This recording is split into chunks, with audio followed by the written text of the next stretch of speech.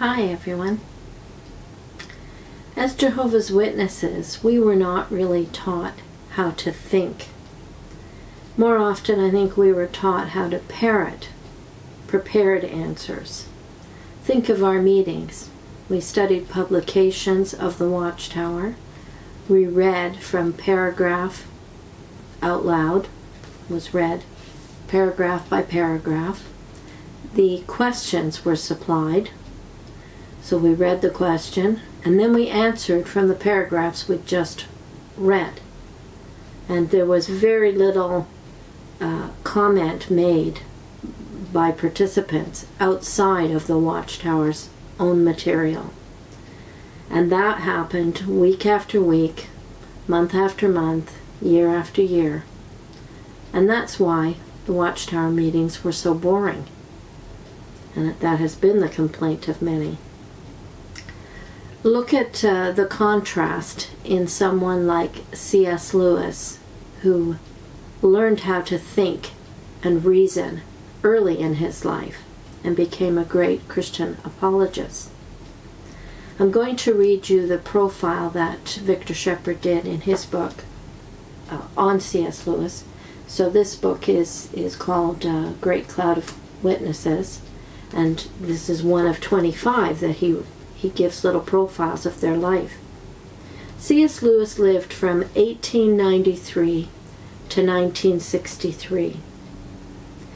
In the Trinity term of 1929, I gave in and admitted that God was God, and knelt and prayed, perhaps that night the most dejected and reluctant convert in all England. I did not see then what is now the most shining and obvious thing, the divine humility which will accept a convert even on such terms.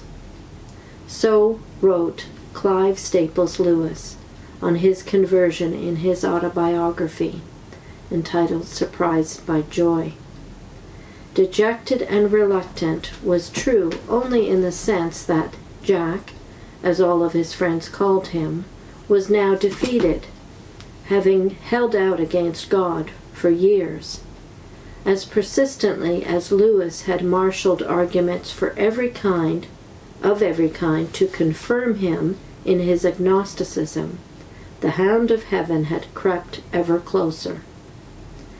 Possessed of an unusual ability in philosophy, Lewis finally admitted reluctantly that the rational case for God had better philosophical support than the case against God. His intellect took him to the very doorway of faith.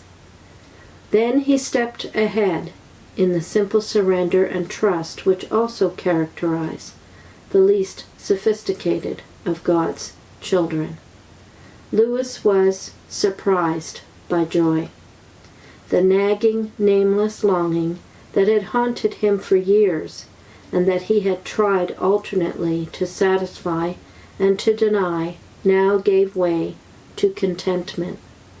He had been looking for his answer in the wrong place.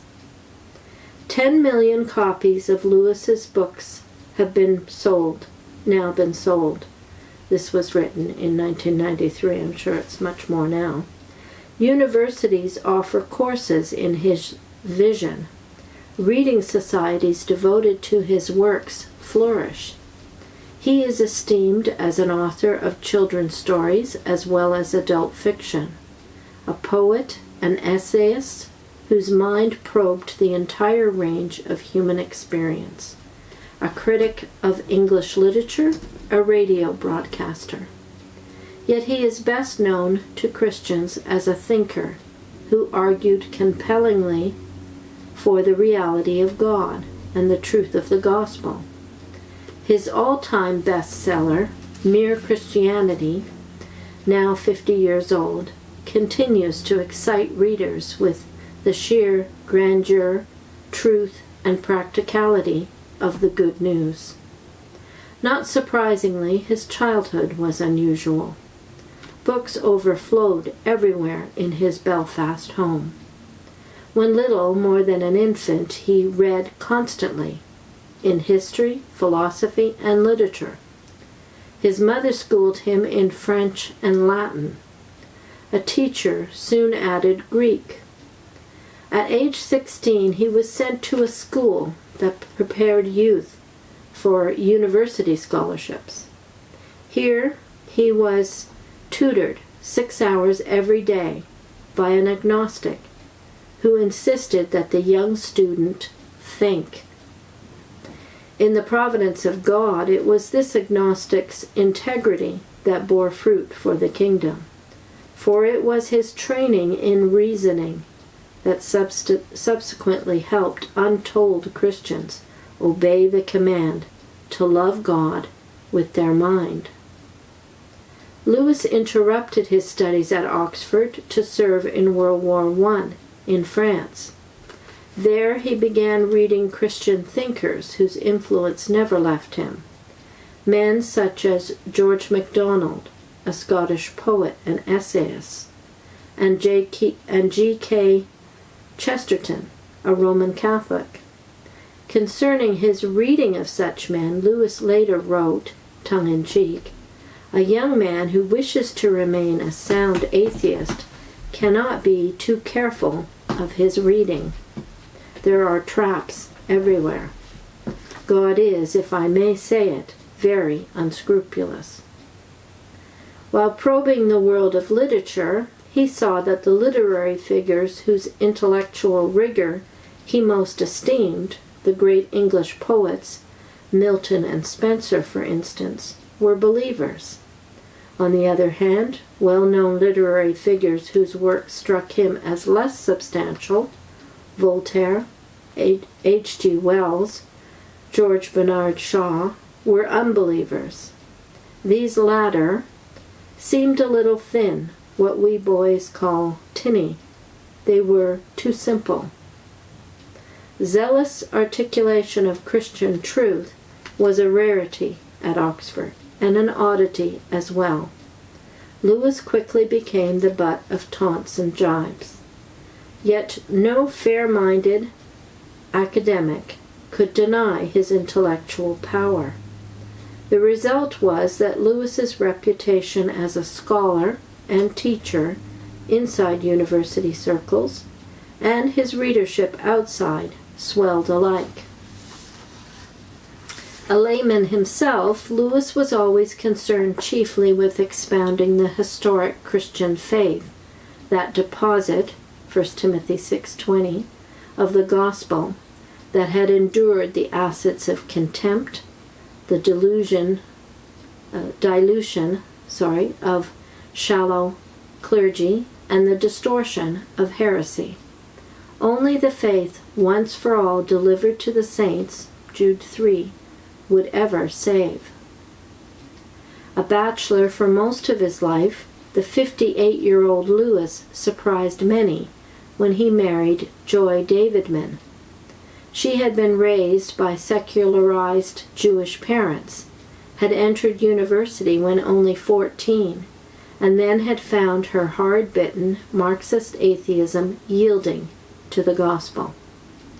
When a newspaper reporter asked her to describe her coming to faith, she replied simply, "How does one gather the ocean into a teacup?"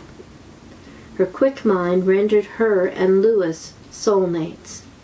No corner of her mind or body remained unexplored, he wrote in his anguish following her death. The death came as no surprise. He had known she was terminally ill when he married her. Nonetheless, he believed that God had given them to each other. His mourning found expression in A Grief Observed, a book that continues to bind up the broken-hearted. A man whose humility was as genuine as his intellect was vast. Lewis knew that discipleship is a matter of faithfulness in the undramatic episodes of life. Support for an alcoholic brother, patience with a querulous housekeeper, diligence in answering even silly-sounding correspondence, not to mention living off as little of his income as possible in order to give the remainder away. C.S. Lewis died on the same day as did President John F. Kennedy and author Aldous Huxley. News of their deaths displaced his. Yet in the upside-down kingdom of God, his significance remains inestimable. I'm going to link you to a playlist that we have done of materials of C.S. Lewis, plus a broadcast that I found of Lewis reading from his Beyond Personality. But you can find tons of stuff on Lewis, both quotes and documentaries and various materials online. Plus you might want to check out C.S. Lewis doodles, but you might get addicted as well. All of these things are a wonderful material from someone who learned how to think.